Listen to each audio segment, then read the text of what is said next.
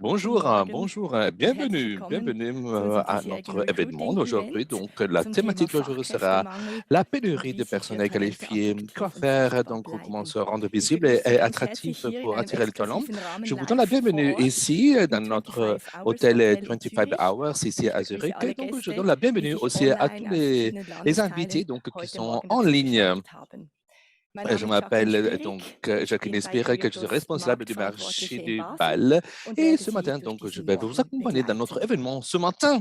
Alors, nous avons vu donc que les bonnes années, dans les bonnes années de l'économie très forte suisse, donc, sont passées. C'est correct ou non? Donc, on espère pas que ce sera comme ça. Donc, j'espère qu'on aura beaucoup de choses à faire. Ça dépend beaucoup de toutes les choses qu'on va faire aujourd'hui, si on prend aujourd'hui les mesures nécessaires aujourd'hui pour attirer les talents, donc pour combler ces lacunes.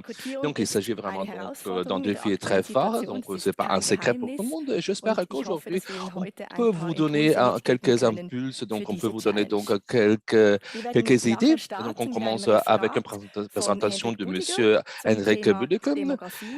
La thématique et le sujet sera donc la pénurie de la main-d'œuvre, du personnel qualifié. Dans la deuxième partie, donc, on aura discussion, on va discuter à propos des défis pour le recrutement. Nous avons ici donc aussi Romana Ausburg et nous avons aussi Amara Bezeksim qui est la senior conseillère de Carrière Plus. À la fin, donc, vous avez encore la possibilité de poser des questions. Oh, nous avons la possibilité donc de vous donner des réponses à vos questions. Vous pouvez écrire vos questions en ligne. Et donc, vous pouvez déjà commencer à écrire vos questions à partir de 9 heures. Et tous ceux qui sont ici aujourd'hui à l'hôtel, vous avez donc la possibilité de poser des questions directement chez nous. Alors, donc, on voudrait bien donc vous présenter Monsieur Hendrik Buliker. Il est un fondateur et directeur de Démographique, c'est le centre de compétences pour la démographie en Suisse. Mais il a publié quelques livres, donc ce sont des livres qui ont comme sujet la économie. Il a une expérience très forte en tant que spécialiste pour les entreprises, surtout dans le sujet de l'économie. Et quand je disais donc en 2019, il a fondé et est directeur démographique le Centre de compétences pour la démographie en Suisse. Henrik, il est, comme je disais, donc auteur de quelques livres et aussi une personne qui aime bien le vin, les voitures, et donc elle fait beaucoup de choses dans son temps libre. Mais bienvenue, Henrik. Je suis très heureuse donc de vous voir aujourd'hui. Donc, merci beaucoup. Merci beaucoup. Merci pour votre invitation. Donc, je suis très heureux d'être ici avec vous aujourd'hui. Je vais parler donc de le sujet le plus important pour moi. Donc, je vais parler de la pénurie du personnel qualifié, de la démographie. Comme je disais, donc, je suis un spécialiste conseiller dans le secteur des entreprises. Et j'ai déjà vu donc pendant les années passées comment ça marche donc avec la démographie, quelles sont les décisions à prendre, etc. C'est pour cela donc je suis très intéressé maintenant à ce sujet. Donc, je suis occupé de ce sujet depuis longtemps. Donc, j'ai vu aussi donc, ce qui se passe dans le secteur des biens immobiliers, les immeubles. Et donc, j'ai cherché beaucoup de réponses. Donc, et comme je veux donc aussi je ne suis pas capable donc de trouver une réponse avec Google. Donc, je suis sûr donc que je suis la personne qui doit commencer moi-même donc à s'occuper de ce sujet directement. C'est pour ça donc que j'ai publié des livres. Et c'est toute une série de livres sur la démographie, sur l'économie en Suisse. Le premier, c'était en français, on peut l'appeler donc le changement démographique et l'économie. Le deuxième livre, c'est la démographie, et le logement et les immeubles. Et après, donc, ils sont en train de décrire un autre livre en 2023. Ce sont les mesures les plus importantes, donc ce qu'on appelle la pénurie de la main-d'œuvre, de personnel qualifié.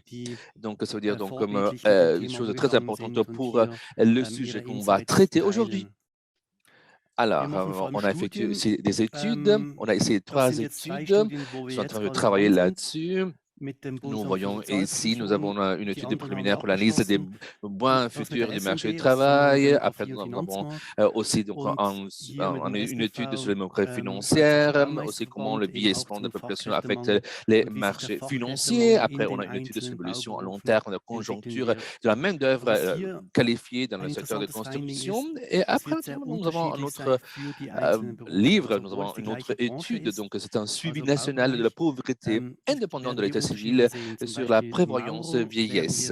Donc, ça veut dire donc, nous avons beaucoup de choses qu'on doit traiter. Nous avons vu qu'on a beaucoup de personnes qui sont en train de sortir du marché de l'emploi. Ce sont beaucoup de personnes donc, qui partent à la retraite. Donc, dans cette étude, on va bien parler de tout ça. Donc, on aura beaucoup de personnes qui vont quitter le marché de l'emploi. Et je pense donc, qu'il s'agit vraiment d'un sujet très important qu'on va traiter pendant l'avenir. Donc, vous savez donc, que l'étude va être une chose très importante. On a beaucoup de chiffres, on a beaucoup de données, donc on doit chercher à modeler. Donc, ça veut dire qu'il s'agit ici d'un sujet très important. Après, donc, ce que nous faisons, la démographie, qui sommes-nous? Nous sommes le centre de compétences en démographie, nous faisons des projets, donc on ne veut pas seulement donc, traiter les problèmes, on va chercher donc à trouver une solution pour ces problèmes. Donc, on fait des ateliers, des workshops, et nous sommes capables tous ensemble de travailler tous ensemble pour voir donc quels sont les outils, les rapports. On travaille donc de façon très constructive donc, pour tous nos problèmes, avec nos études aussi. Maintenant, donc, notre sujet d'aujourd'hui, donc, la démographie, ce n'est pas vraiment la chose la plus importante de ma présentation, mais il s'agit donc de quelque chose que je veux toujours dire au début. Donc, ce sont des phrases à retenir. Alors, la première phrase, l'avenir est différent du passé. C'est une phrase très importante, c'est une chose que je vois normalement dans les médias, dans des discussions critiques avec beaucoup d'argumentation. On a toujours dit donc pendant les années passées, donc on a fait ça et ça, c'est pour cela qu'on a eu ces problèmes. On a toujours cherché à avoir une croissance économique. Et vous savez donc, l'avenir est différent du passé. Donc ce qu'on a fait dans le passé ne sera pas ce qu'on va faire dans l'avenir. Donc on doit être concret, donc on va chercher à aborder le futur. Et donc, là aussi, il faut toujours dire aussi que les performances du passé ne seront pas les performances du futur, de l'avenir. Et c'est une chose qu'on doit découvrir, on doit bien déclarer maintenant, surtout dans le débat politique. Après, nous avons une deuxième phrase, l'évolution n'est pas linéaire, mais dégressive. Qu'est-ce que je veux dire avec cette phrase? Alors, je vous donne un petit exemple. Quand on parle de démographie, on parle de fonctions opérationnelles. Par exemple, si on a 1000 femmes et si nous avons une fertilité de 1,5, nous avons donc, on aura donc 1500 enfants avec 1000 femmes. Alors, si on a donc les sexes sont divisés, dans les genres sont divisés et 50-50, donc on aura donc 50% hommes, 50% femmes. Donc, on aura donc en général 750 filles. Et donc, ça veut dire que nous avons après donc 500